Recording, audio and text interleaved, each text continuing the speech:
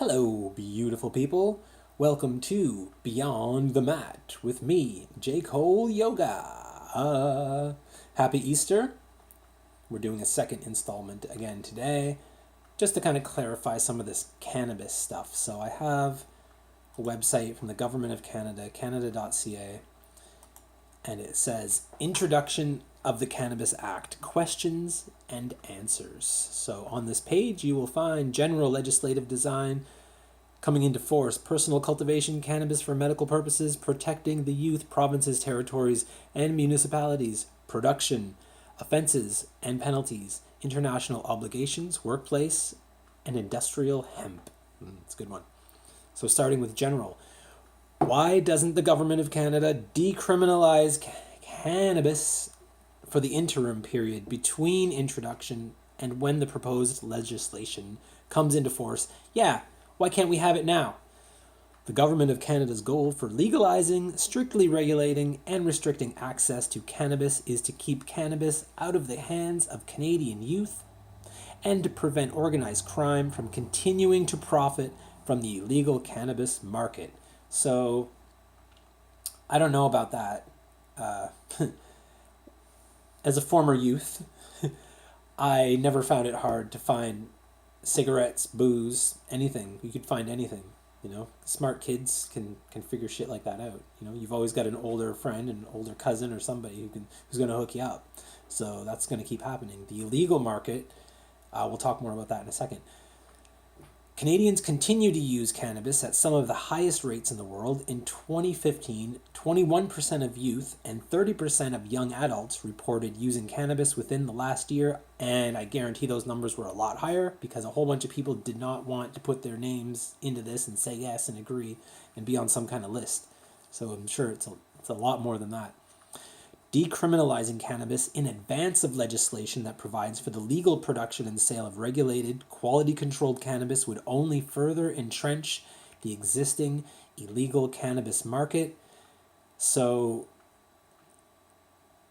yeah, I don't think so. Because here's what happened to me when I went to Los Angeles. My second day in LA, I went to a doctor, I got my rec. And on that rec, for an extra $50, I can grow 99 plants. So what happened was everyone just kind of grows a lot of their own, but there's a dispensary. There's like 6 dispensaries on every street. You could just go into whatever you want and get them. But now here's the thing: you couldn't find a gram cheaper than $18, and that's because they had very strict rules, very strict enforcement of testing. So anyone with this rec growing their 99 plants is growing mass fields of this shit, right?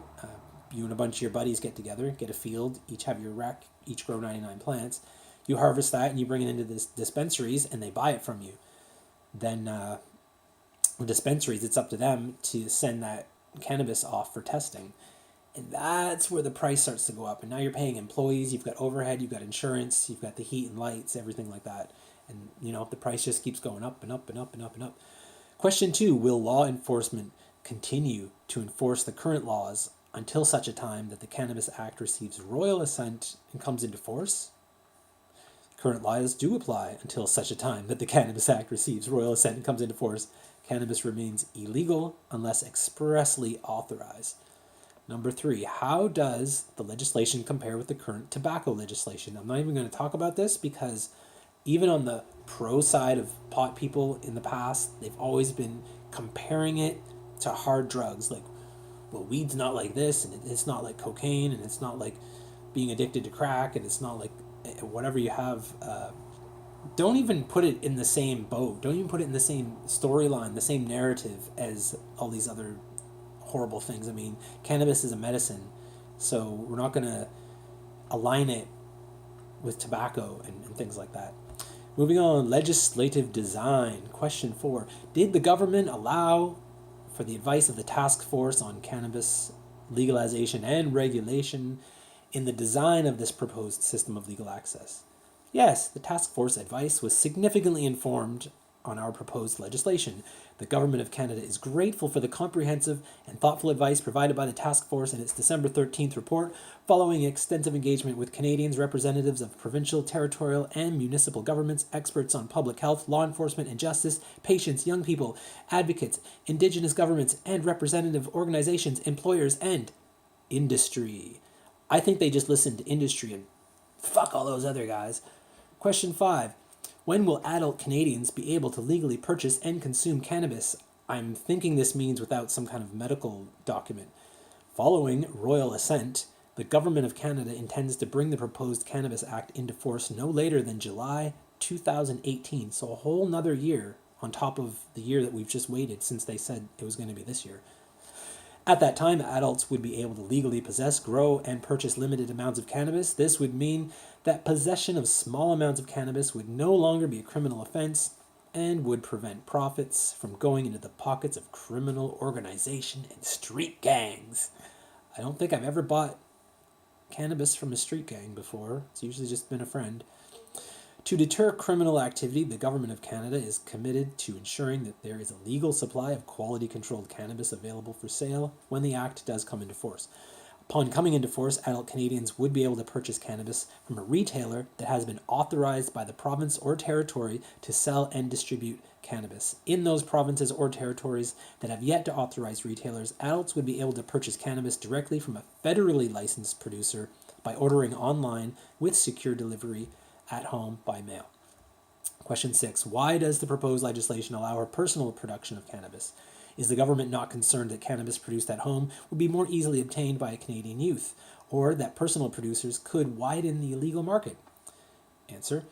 As recognized by Task Force in its report, Industry, small amounts of cannabis for personal use can be safely and responsibly cultivated by adults. Adults will want to take suitable precautions to protect children and young persons living in their home as they do now in storing prescription medicine, alcohol, or other potentially harmful substances. That's right, if you can't keep your kids out of your liquor cabinet, you're not going to be able to keep them out of your dope cabinet. The option to cultivate up to 4 legal cannabis plants per residence, regardless of the number of persons living there, that do not exceed 1 meter in height. I've been around a lot of cannabis plants. I've never seen a fully flowered plant less than 7 feet tall with stalks 5 feet around on them. So I don't know who's grown these tiny ass plants. So do not exceed 1 meter in height has been included under the proposed act after careful consideration. A number of factors were considered, including advice provided by the task force and actions taken in jurisdictions that have previously legalized cannabis, such as in Colorado and Washington state. Adults would not be able to transfer or designate this 4-plant limit. I know a lot of people who are going to smoke a lot more than 4 plants in a year. So what they're doing is basically kind of like, here's a little bit of stuff you can do at home. It's like the wine brew it kits at home. No one's going to go overboard trying to The provisions for personal cultivation under the proposed act do not preclude law enforcement's ability to take action against illegal producers. So, you can only grow your 4 plants or you're going to jail. The provisions also do not permit individuals who choose to cultivate a limited amount of cannabis to give any amount to a youth, especially babies. Number 7, will advertising be allowed? Who fucking cares? Coming into force, what does that mean? Question 8, what will an adult in Canada be allowed to do upon the coming into force of the Cannabis Act? Upon coming into force of the Cannabis Act, adults in Canada will be allowed to legally engage in the following activities: purchase fresh or dried cannabis, cannabis oil, plants, and seeds for cultivation. Notice they didn't say extract. From either a provincially or territorially regulated retailer, like a liquor store, or where this option is not available, directly from a federally licensed producer by buying it online. Possess up to 30 grams of dried legal cannabis or equivalent in public. So can you have more at home? We don't know. Share up to 30 grams or equivalent of legal cannabis and legal cannabis products with other adults. Cultivate up to 4 plants, not exceeding a height of 1 meter. After cannabis at home, in order to prepare varying types of cannabis products, example, edibles, for personal use, provided that no dangerous organic solvents are used in the process. So I think that kind of is hinting at extracts, but we don't know. Nothing is very clear here. Question 9. Will the sale of cannabis edibles be permitted? Designing an appropriate regulatory system for cannabis edibles is a complex undertaking, and there are unique potential health risks and harms that need to be carefully understood before the development and coming into force of these regulations. For this reason, the Government of Canada will need to take an appropriate amount of time to develop and implement regulations that will result in safe edible products eventually coming to the market. Kind of makes sense. As such, it is the government's intention that upon coming into force of the Act, only dried and fresh cannabis oil, as well as seeds and plants for personal cultivation will be made available for legal purchase. Following the coming into force of the Cannabis Act, the government will develop and publish regulations in line with the task force's recommendation to permit the sale of edible products. Once regulatory oversight for these products, such as measure to protect public health and safety, standardized serving sizes and potency, child-resistant packaging requirements, and standardized health warnings, has been developed and put into place, it is the intention of the government to allow edibles to be sold. So eventually, later on, hopefully. Question 10. Whew, we're about halfway. Is the 30-gram limit for all forms of cannabis, or are there equivalencies for such things as edibles? That's right. How much is in an edible? I mean, if I weigh a cookie, it's going to weigh a little more than several grams, but it might only have like half a gram in it. Throughout the proposed Cannabis Act, possession limits are expressed in terms of dried cannabis. As such, the Government of Canada has developed equivalencies for other cannabis products that can be used to identify what a possession limit would be for those products. These limits are largely based on equivalencies established in the U.S. states where cannabis is legal, such as Colorado and Washington State. They specify how other products such as liquids, solids, edibles, and concentrates equate to dried cannabis. 1 gram of dried cannabis is equivalent to 5 grams of fresh cannabis, 15 grams of edible product, 70 grams of liquid product, or 0.25 grams of concentrates, solid or liquid, or 1 cannabis plant seed. Personal cultivation, question 11. Where will Canadians who wish to cultivate a small number of cannabis plants be able to legally obtain the necessary starting materials? Yeah, good question. Once the proposed legislation comes into force, Canadians wishing to cultivate a small personal supply of cannabis would be able to purchase their seeds from a provincially or territorially regulated retailer, or where this option is not available, from a federally licensed producer. So you're not going to be able to buy your own seeds from whoever you want to buy them from anymore. You're not going to be able to buy your own strains that you want to be able to buy them from. You're going to have to use their probably shitty strains that may have been reverse engineered to actually maybe cause you cancer or some weird shit like that, but I'm just being a conspiracy theorist at this point. Question 12. Will home cultivators be allowed to grow outdoors on their property?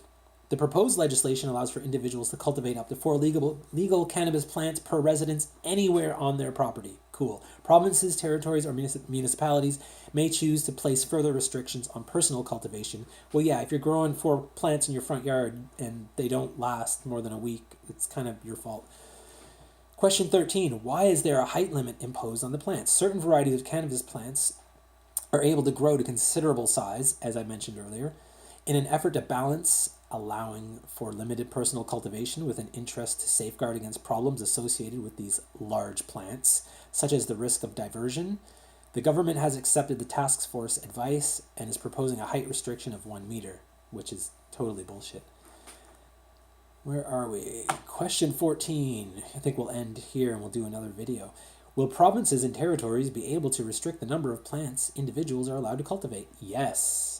Provincial, territorial, and municipal governments, so your local town, city, townships, whatever you want to call it, will be allowed to set further restrictions on personal cultivation beyond what is outlined in the proposed. We're going to end it there, and we'll pick this up in another video. And yeah, stay tuned. If you like the show, please subscribe and donate. And yeah, so it really helps me out if you guys subscribe, because there's some funding options when I get more subscribers. And yeah, it just helps me out. So thanks for watching. Peace, love, and namaste. I'm using a new video thing, so I have to show my finger now hitting the stop button.